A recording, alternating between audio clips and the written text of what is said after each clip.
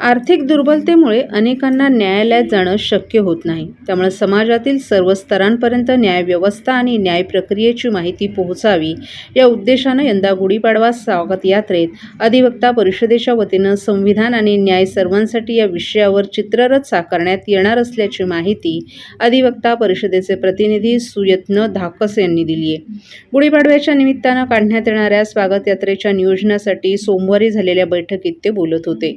श्री कोपिनेश्वर सांस्कृतिक न्यास ठाणे यांच्या वतीनं दरवर्षी गुढीपाडवा आणि हिंदू नववर्षाच्या स्वागतासाठी ठाणे शहरात भव्य स्वागत यात्रा काढली जाते. या यात्रेत शहरातील विविध संस्था एकत्र येऊन सामाजिक, सांस्कृतिक आणि जनजागृतीपर संकल्पनांवर आधारित चित्ररथ सादर करतात. या माध्यमातून समाजाला विविध संदेश दिले जातात. यंदा या स्वागत यात्रेचं हे 26वं वर्ष असून न्यासाकडून महिनाभर आधीपासूनच तयारीला सुरुवात करण्यात आली आहे.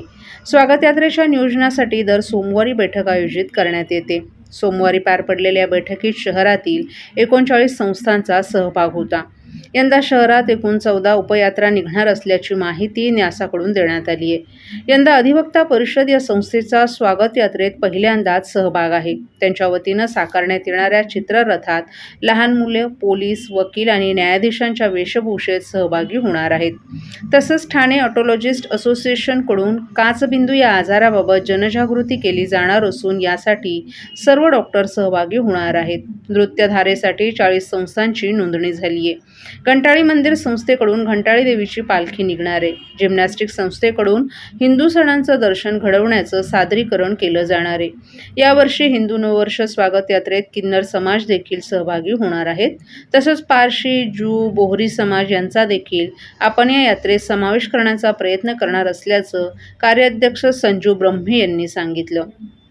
शारदा विद्या मंदिराकडून समर्थ ठाणे सशक्त भारत या विषयावर चित्ररथ असणार आहे. तर ब्रह्मकुमारी संस्थेकडून स्वच्छ ठाणे, व्यसनमुक्त ठाणे हा संदेश देणारा चित्ररथ असणार आहे. राबोडी येथील आकाशगंगा फेडरेशनकडून प्लास्टिक वापराच्या दुष्परिणामांवर आधारित चित्ररथ साकारण्यात येणार आहे. कर्नाटक सेवा संस्थेकडून यक्षगान नृत्य सादर केलं जाणार आहे. राज्याभिषेक समारोह संस्थेकडून संभाजी महाराज बलिदान मास या विषयावर चित्ररथ मांडण्यात येणार आहे.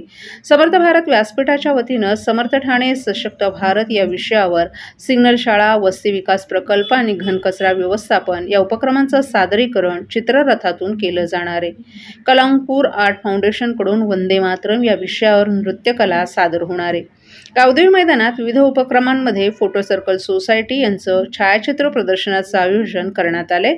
तर संस्कार भारतीकडून वंदे मातरमच्या 150व्या वर्षानिमित्त महारांगोळी काढण्यात येणार आहे. तसंच युनेस्कोच्या जागतिक वारसा यादीतील 12 किल्ल्यांच्या प्रतिकृतीही येथे पाहायला मिळणार आहेत.